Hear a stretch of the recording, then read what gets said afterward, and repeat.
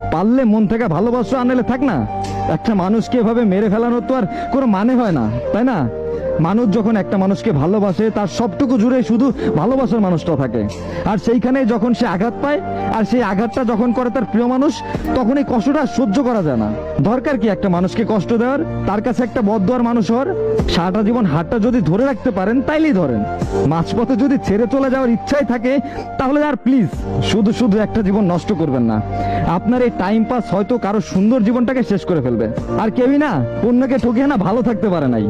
আজ না হোক কাল, কাল না হোক পরশু, বিচার ঠিকই হয়েছে। হতে পারে কেউ তাড়াতাড়ি পাইছে, কেউ বা দেরিতে, কিন্তু বিচার ঠিকই পাইছে।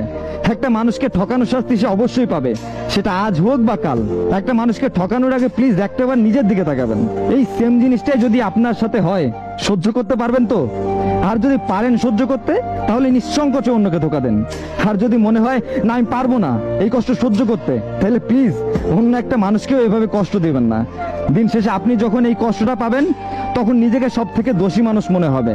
কারণ আপনি তখন বুঝতে পারবেন যে আপনার করা কাজের ফলই আপনি পাচ্ছেন। তাই সব বাদ দেন না। যদি পারেন মন থেকে ভালোবাসেন, আর যদি সেটা না পারেন, একটা মানুষকে মিথ্যা আশাও দেখানোর দরকার নাই, দূরেই থাকুন, তাও বলো।